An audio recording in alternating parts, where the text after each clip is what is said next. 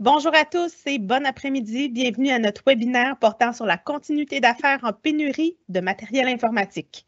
Mon nom est Marie-Ève Ducharme, je suis directrice marketing, vente et relations clients chez MS Solutions. Et avec nous aujourd'hui, nous avons Maxime Dion, qui est le président de MS Solutions. Bonjour Maxime. Bonjour Marie-Ève, comment ça va? Bien, merci toi. Ben oui, ça va bien. Super. On a aussi avec nous Mathieu Dubé, qui est directeur des solutions technologiques chez MS Solutions. Allô Mathieu, ça va bien? Ça va très bien, merci. Bonjour à vous deux. Super. Je suis bien contente de te voir, Mathieu. On va te voir un petit peu plus souvent peut-être dans nos webinaires dans les prochains mois. Mathieu est nouvellement directeur des solutions technologiques et un bel ajout à notre équipe de direction. Donc, lançons-nous dans le vif du sujet aujourd'hui. Continuité d'affaires en pénurie de matériel informatique.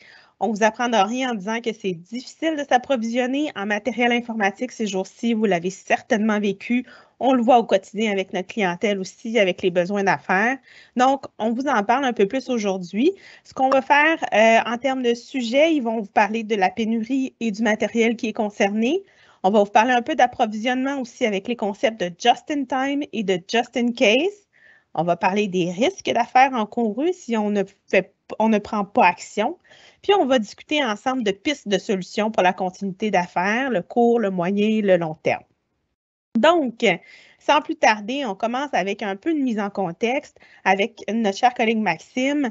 C'est quoi cette pénurie-là? Elle vient d'où? Et peux-tu nous expliquer un peu le contexte autour de ce qu'on vit en ce moment, Maxime?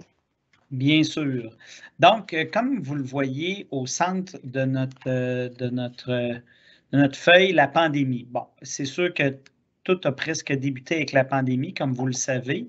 Par contre, plusieurs pensent qu'elle achève, mais on va voir là, certaines autres raisons qui feraient que probablement qu'elle va perdurer la pénurie d'équipements, dont d'équipements informatiques pourrait perdurer encore plusieurs mois et peut-être même quelques années. Donc, entre autres, là, une des raisons pourquoi on va continuer à avoir des pénuries dans les prochains mois, c'est la politique de zéro COVID en Chine. Donc, il y a beaucoup de bateaux actuellement. Ils ont fermé plusieurs ports en Chine, ce qui a comme répercussion de laisser plusieurs bateaux à distance des ports et ils ne peuvent pas décharger leurs marchandises afin de reprendre de la nouvelle marchandise de Chine pour nous la ramener en Amérique ou en Europe. C'est une des raisons. Ensuite, il y a toute la hausse de demande d'équipements informatiques suite à la reprise économique, mais suite aussi au télétravail. Comme vous le savez, plusieurs entreprises, probablement dont la vôtre, là, avaient une nouvelle politique là, de travail hybride qui permet aux employés de rester en partie à la maison et venir au bureau peut-être une journée, 2 journées, 3 journées au bureau. Ça a comme effet que ça augmente le besoin en laptop. Pourquoi? Parce que quand les entreprises ont envoyé tout le monde de façon permanente à temps plein en télétravail, ils sont partis avec leur tour sous le bras pour aller se brancher à partir de la maison. Mais là, à partir du moment où tu fais une politique de travail hybride, à moitié du temps au bureau, l'autre moitié à la maison, il faut que tu te promènes avec ton équipement informatique. Donc, les entreprises se mettent à fournir des laptops à tous leurs employés pour éviter que naturellement ils se promènent avec une tour en dessous du bras là, à chaque semaine. C'est une des raisons. Rappelez-vous aussi qu'on n'est pas à l'abri de d'autres sources d'affaiblissement de notre réseau de notre réseau logistique. Je fais référence, entre autres, au blocus ferroviaire qu'on a déjà oublié, mais qui a eu lieu quelques semaines, si je me souviens bien, avant le COVID. Donc ça l'a créé. Ça a été le départ des problèmes d'approvisionnement. Vous en rappelez, là, à ce moment-là, c'est là qu'ont commencé les problèmes d'approvisionnement automobile, entre autres. Beaucoup d'automobiles étaient pris sur des trains qui ne pouvaient pas voyager sur les rails. Donc ça a été très pénalisant. Aussi, d'autres raisons qui vont continuer à créer de la pression sur les chaînes d'approvisionnement, c'est la pénurie de main-d'œuvre et l'absentéisme. L'absentéisme souvent causé par le COVID ou le risque de COVID, là, mais les absentéismes et la pénurie de main-d'œuvre font que les usines roulent à ralenti, vont abandonner, mettons, un chiffre de nuit, Donc, naturellement, la production se fait moins vite. Donc, tous ces facteurs-là contribuent à la pénurie de matériel informatique. Puis, le dernier que je voudrais vous mentionner, c'est le conflit en Ukraine et en Russie. Je croyais que ça affectait que le gaz, le pétrole ou peut-être même le blé, mais ça a même des ramifications jusque dans les matériels informatiques. Puis Mathieu, je pense que tu as fait des recherches à ce niveau-là. Oui, effectivement. C'est assez surprenant, mais ce qu'il faut savoir, entre autres, c'est que l'Ukraine, approximativement entre 45 et 55 de la production de néon, du gaz néon, est faite, entre autres, dans la région de Mariupol, qui, on le sait, est siégée présentement. Le néon, avec le krypton, le xénon et d'autres gaz rares, ça servent à faire les lasers de précision. Les lasers de précision servent justement à fabriquer par la suite les chips, les composantes informatique électronique. Donc, assurément, on voit que la rareté de ces gaz-là vont créer un effet de domino qui va faire qu'on aura moins de production de ce côté-là. La Russie également est un producteur du palladium qui est un remplaçant. Il est utilisé dans les semi-conducteurs pour remplacer l'or. Donc, avec les exportations qui vont être grandement diminuées, bien, on va constater encore là une diminution de la production, là, malheureusement. Oui. Donc, vous voyez, là, avec toutes les raisons qu'on a énumérées, on n'a pas de boule de cristal là, comme vous, mais il reste que probablement que la pénurie est encore là pour plusieurs mois et peut-être même encore quelques années. Tu avais même, Mathieu, tu nous révélais là, une statistique. Le Intel parle, Pat Gelsinger, il parlait il estimait initialement, là, en début d'année, peut-être en 2023, qu'on devrait redevenir un rythme normal. Puis finalement, les chiffres ont été réévalués, puis on parle plus de 2024 pour une production qui va ressembler un peu plus à ce qu'ils avaient avant la pandémie. Donc, on en a pour un petit bout encore. OK. Donc, en fait, on comprend un peu le contexte d'où ça vient. Maintenant, qu'est-ce qui est concerné par le matériel? On a parlé notamment des véhicules automobiles qui sont difficiles, avec lesquels il est difficile de s'approvisionner. En termes de composants informatiques, Mathieu, ça ressemble à quoi? Mais malheureusement, c'est tous les composants, tous les appareils qui ont des composantes électroniques. Fait que ça va du réfrigérateur intelligent, de la montre intelligente, les véhicules, on le sait. Mais dans notre sphère plus directe, on parle des écrans, imprimantes, portables, tablettes et cellulaires. Bon, les tablettes cellulaires, ça a été un peu moins touché jusqu'à récemment parce que, entre autres, Samsung et Apple avaient quand même des bonnes chaînes de production. Par contre, justement, ils commencent à vivre un certain problème d'approvisionnement en matières premières. Donc, c'est là ça devient un enjeu un peu plus difficile pour eux autres. Mais globalement, là, que ce soit écran ou appareils mobiles et ordinateurs et tout ça, malheureusement, tout est touché. Personne n'est épargné, effectivement. Exactement. Donc, si on continue un peu, puis on parle un peu du processus d'approvisionnement, il y a des concepts là, qui sont assez populaires, qui s'appellent le just-in-time et le just-in-case, qui concernent notamment là, la pénurie de matériel informatique. Maxime, veux-tu commencer à nous en parler un petit peu de ces concepts-là? Oui, bien sûr. Just in time, première des choses, c'est une méthode qui a été conçue par des ingénieurs de Toyota dans le début des années 60, mais ça a commencé à être plus appliqué vers la fin des années 70. Donc, depuis plusieurs décennies, on opère sur une méthode de just in time. Donc, ça consiste à gérer en fonction des commandes et non en fonction des stocks. Les produits qu'on achète sont seulement la quantité nécessaire au moment précis où le besoin est présent. Les entreprises ont réduit leur niveau d'inventaire grâce à un approvisionnement just-in-time qui arrive au bon moment. Par contre, tout ça, ça nécessite une chose, ça nécessite une chaîne d'approvisionnement fluide. Puis actuellement, c'est justement, depuis le début du COVID, c'est justement le plus gros problème, c'est que notre chaîne d'approvisionnement n'est pas fluide, est brisée à plusieurs étapes, à plusieurs endroits. Si on continue avec le just in case. Just in case. On va devoir revenir à la méthode qui était avant le just in time, qui était le just in case. Ça veut dire au retour des inventaires et des entrepôts, ce qui permet de réduire le délai d'approvisionnement, la production et la commercialisation. Par contre, ça a un inconvénient, c'est que ça génère des coûts de stockage et de manutention qui peuvent affecter vos liquidités naturellement.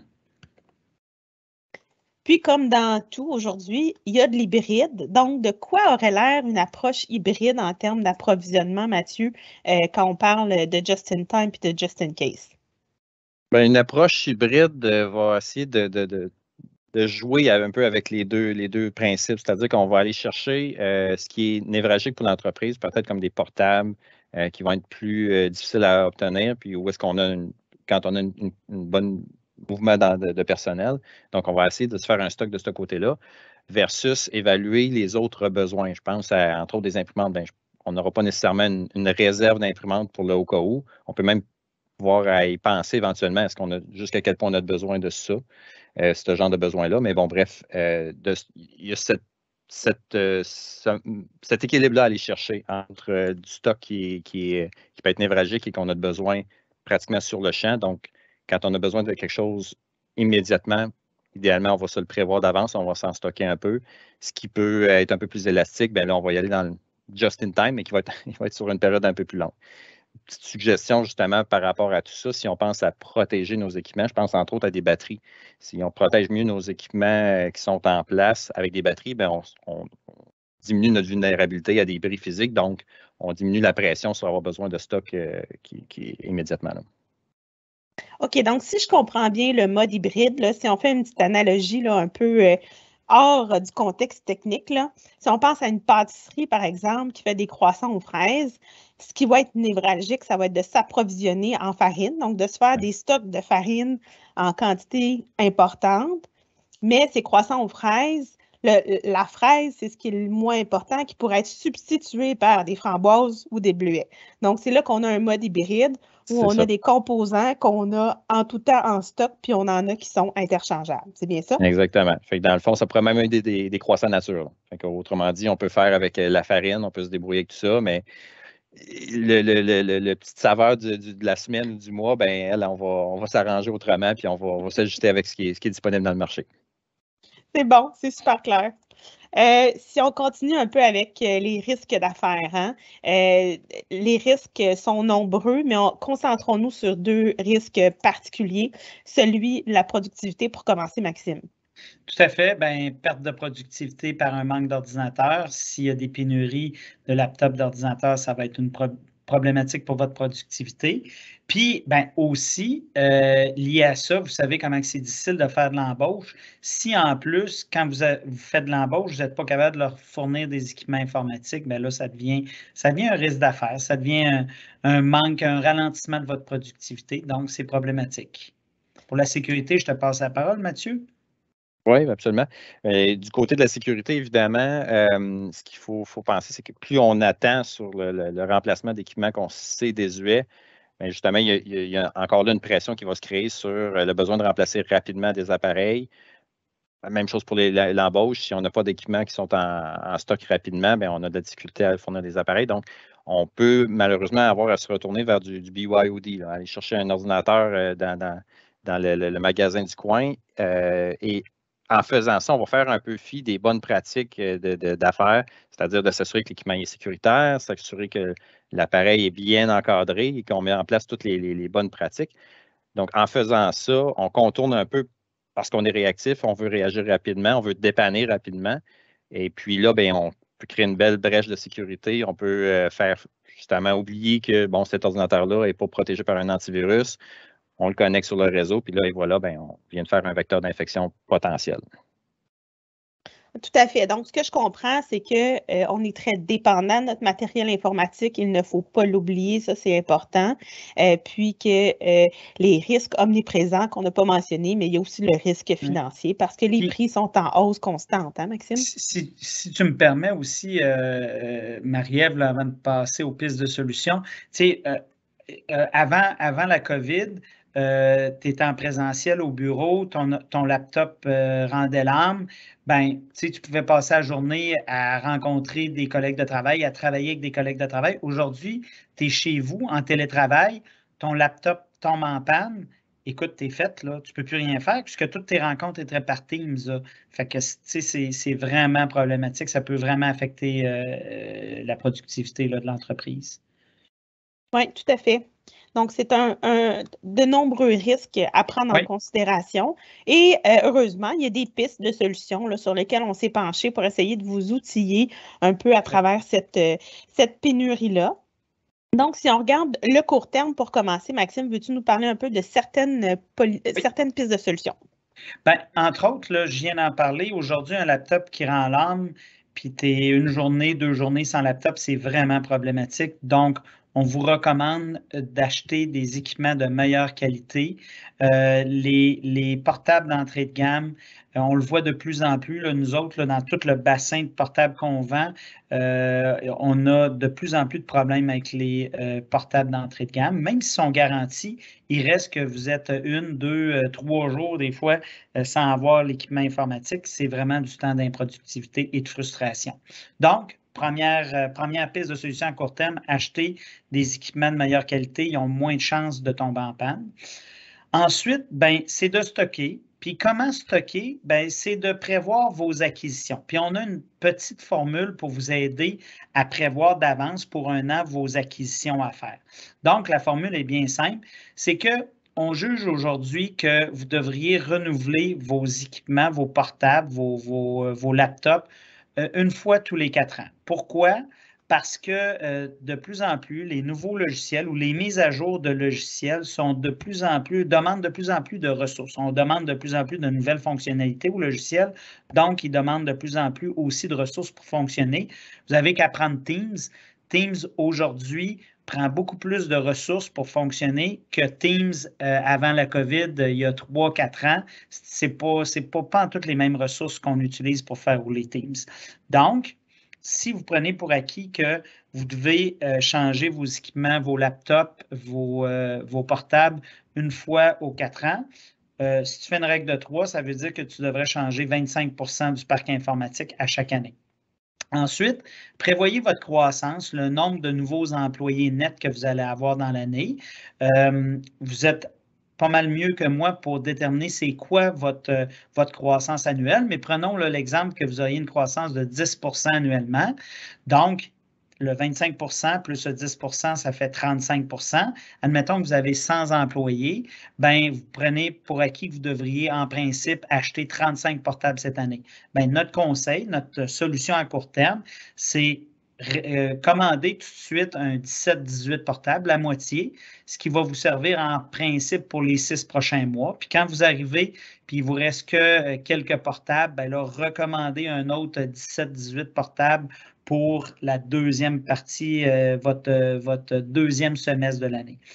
Donc, et en commandant aussi d'avance votre équipement informatique, ça peut aussi vous protéger contre une hausse des prix qui va sûrement venir. Là, vous avez vu l'inflation comme nous autres dans la nourriture, mais qui se transfère partout ailleurs dans l'économie actuellement.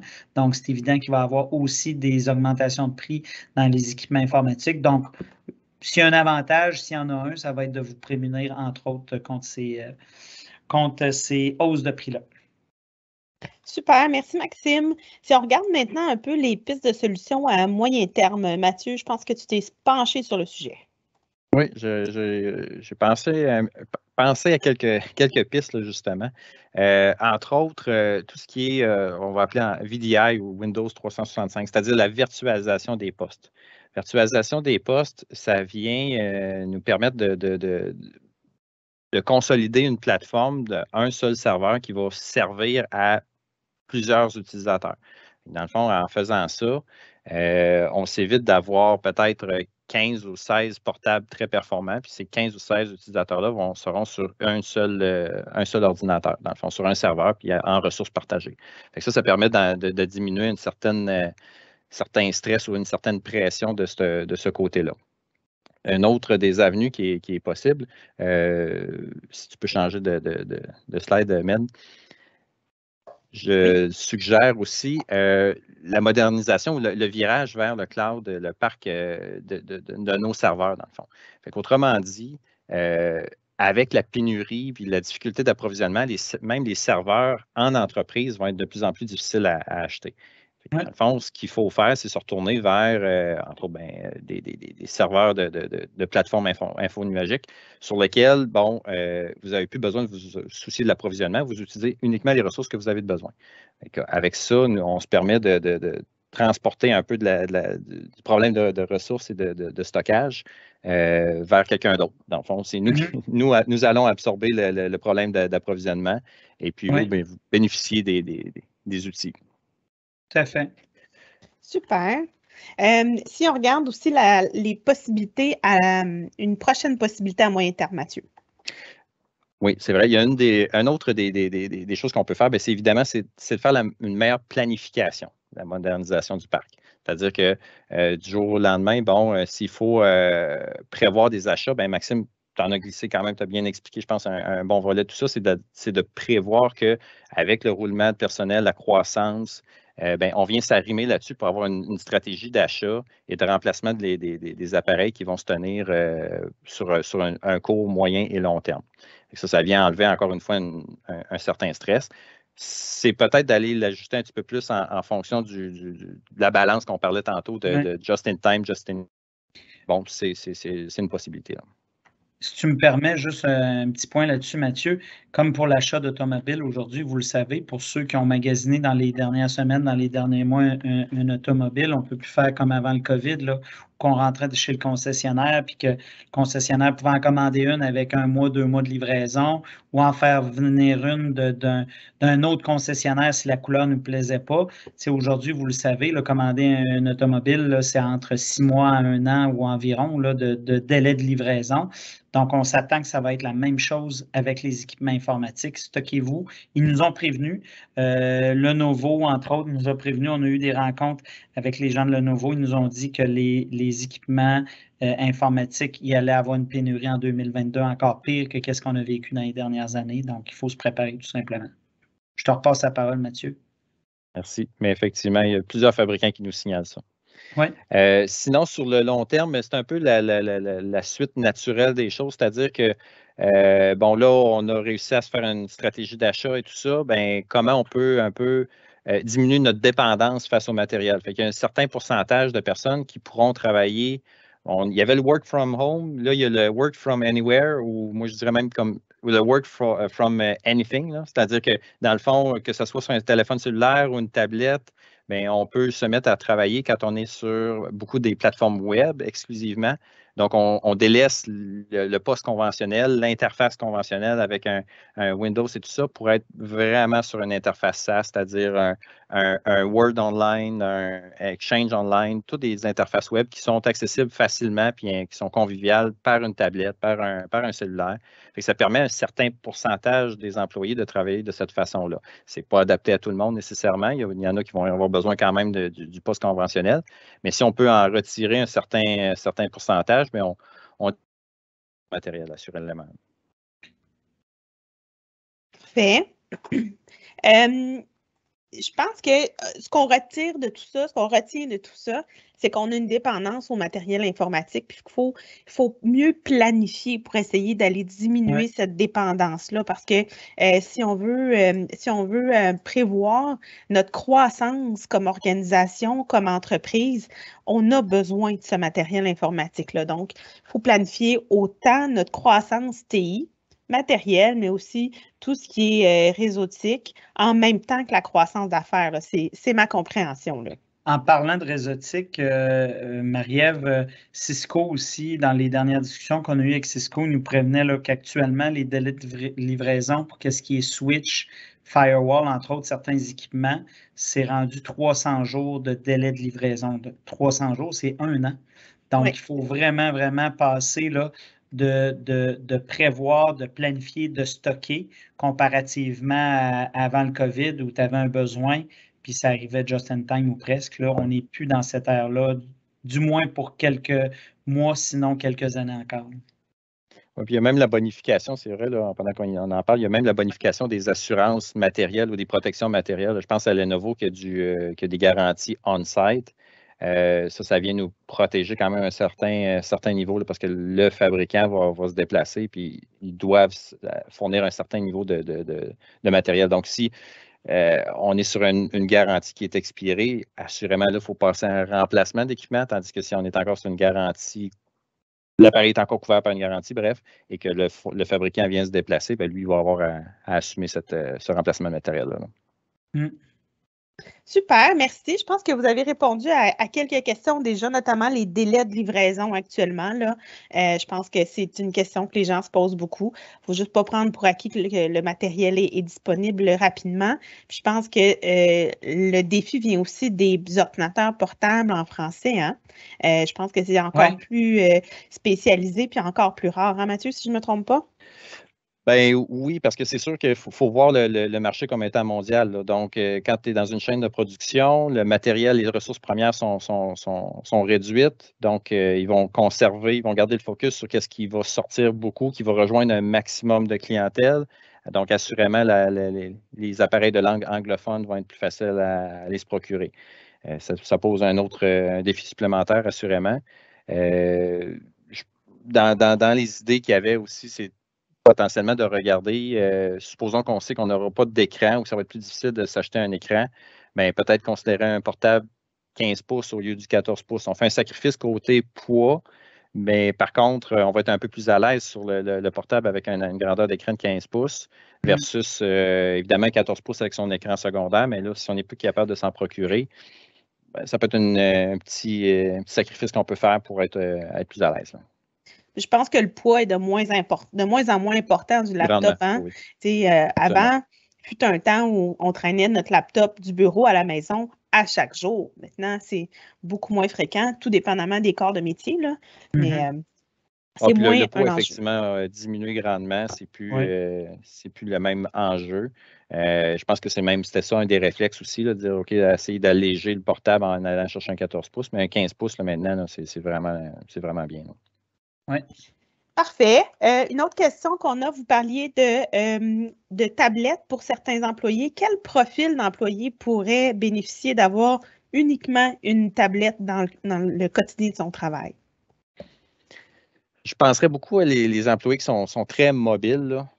Assurément, ceux qui sont appelés à se déplacer, s'ils n'ont pas besoin d'avoir un portable en tout temps, ça fonctionne bien. Ça prend des applications qui sont cloud SaaS exclusivement. Parce que, bon, on ne se cachera pas, il serait possible de se connecter à distance à travers d'une tablette sur un ordinateur pour faire ces choses, mais c'est vraiment pas convivial. Quand on parle de SaaS, là, on parle vraiment d'ouvrir un navigateur, là, un Microsoft Edge, entre autres, avec l'interface de l'application pour faire ces choses directement là. Fait que là, la saisie, elle se fait bien, c'est convivial, ça, c'est fonctionnel. Là. Donc, un employé qui utiliserait presque uniquement Microsoft Teams avec ses applications diverses et Internet pourrait bénéficier d'une tablette uniquement. C'est ça que tu nous dis, Mathieu? Absolument, absolument. Puis là, on est complètement, ça peut être du Android, ça peut être du iPhone, du iPad, pardon, ça peut être du Microsoft Surface.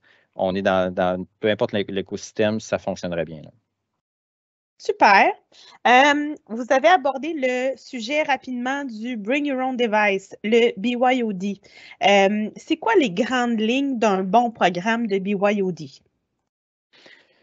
Bon, il y a plusieurs choses à encadrer dans ça, là, fait que je n'endormirai pas tout le monde avec toutes les lignes, mais bon, assurément qu'il faut restreindre l'accès, il faut savoir un peu quels seront les périmètres ou les identités à protéger, sur quelles interfaces on va accéder. Donc là, auparavant, on travaillait beaucoup, par exemple, un ordinateur VPN vers l'entreprise. Là, si on est plus cloud ou SaaS, bien, le périmètre à protéger, c'est l'environnement Microsoft 365, exemple.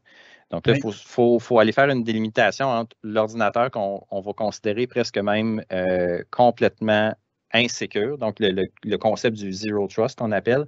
Fait qu'on va considérer cet appareil-là comme étant l'amener vers une plateforme qui est sécuritaire. Donc, on va avoir des mécanismes, le MFA pour certifier que la personne est bien elle, celle qu'elle prétend être. On peut aller jusqu'à du passwordless dans certains cas, c'est-à-dire que c'est une authentification qui est sans mot de passe, mais qui utilise certains paramètres, entre autres biométriques. Là. Super, super. Merci pour les grandes lignes, Mathieu. Prochaine question, c'est la dernière pour aujourd'hui avec Maxime et Mathieu. Je vous la lance tous les deux. Elle n'est pas évidente. Moi, j'y pense depuis tantôt, fait que je vais me lancer avant vous. La pénurie implique des risques d'affaires, nous demande Vanessa. Est-ce qu'on pourrait y voir des opportunités également pour les entreprises? Donc, je vous laisse y réfléchir un petit peu. Je pense qu'on a abordé quelques opportunités comme étant celle de planifier, par exemple, la planification stratégique de son parc informatique. Il faut vraiment le voir comme une opportunité pour les entreprises, puis pas un boulet ou une obligation. Ça va vous aider sur plusieurs fronts. L'opportunité de se stocker tout de suite, qui va peut-être vous prémunir contre des hausses de prix éventuelles. Ça peut être une autre chose. C'est une belle opportunité pour planifier de passer plusieurs ressources, plusieurs logiciels vers le cloud. C'est souvent quelque chose qu'on retarde le plus loin possible. Là, c'est peut-être une belle occasion de planifier ça. Dans nos solutions, c'était plus moyen et long terme. C'est pour ça qu'on les a mis dans le moyen et long terme. Ça prend de la planification puis un peu de temps. Là. Mais moi, c'est les opportunités que je vois. Là. En vois-tu un petit peu d'autres, Mathieu? Ben, je le vois aussi côté un peu technique, mais bon, bref, la pandémie est venue apporter son lot de changements. On a défait les barrières du travail au bureau, puis ça a été du travail un peu partout. C'était un concept qui était presque considéré impossible il y a 2 ans, puis maintenant, c'est démocratisé. Je pense que là, la pénurie doit apporter son nouveau lot de changements, c'est-à-dire de revoir un peu le fonctionnement, comment les utilisateurs fonctionnent avec les ordinateurs. Puis justement, on en parlait de solutions un peu plus long terme, c'est-à-dire de vraiment aller dans le SaaS, dans les interfaces web. Donc, revoir un peu ces concepts-là qui, ça fait peut-être 10-15 ans qui sont utilisés, puis que c'est conventionnel, revamper un peu tout ça, puis mettre à profit des plateformes SaaS. Là. Parfait. Donc, réaliser que c'est plus vrai là, que le matériel informatique, c'est du one size fits all pour tous les employés. Là. Exact. OK, la vraie dernière, celle-là, parce qu'elle est quand même intéressante, elle vient de rentrer. je vous le jure, c'est la dernière.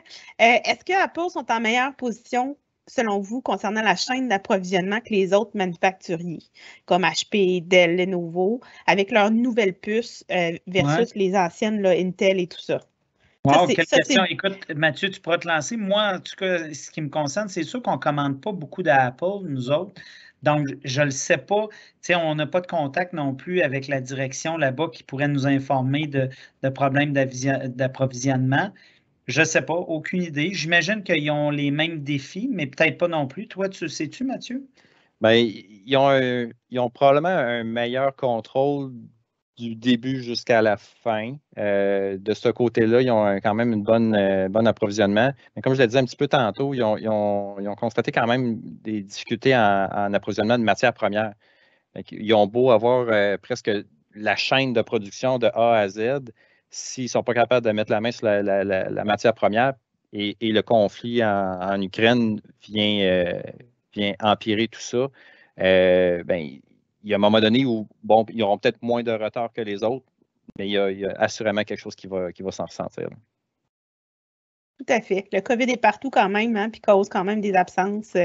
Donc, c'est une réalité, mais avec des nouveautés comme le Buy America, si je ne me trompe pas, ces choses-là, et je pense qu'ils sont moins dépendants peut-être de l'extérieur des États-Unis. Oui, mais il reste quand même que, bon, il y a eu beaucoup d'annonces dans la dernière année, dans les 2 dernières années, sur des nouvelles usines de production de chips, entre autres aux États-Unis, mais sachez que ça ne se construira pas du jour au lendemain. C'est des usines de très haute précision. C'est très complexe à fabriquer. Puis la journée qu'ils vont commencer à produire, ce ne sera pas jour 1 qu'ils vont avoir réussi à rattraper tout le retard là-dessus. Puis ça va être des produits nichés. Là. Ils ne feront pas du chip qui est bon autant pour le réfrigérateur que le véhicule, que la montre. Là. Ça va être pour un certain target, une certaine cible. Oui, ça va répondre à leurs propres besoins, je pense. Hein? Oui. Donc, merci à vous d'avoir été là pour ce sujet un peu plus géopolitico, informatico, économico. Donc, on est allé toucher plusieurs sphères aujourd'hui, un peu différent qu'à l'habitude. Merci de votre participation dans les questions.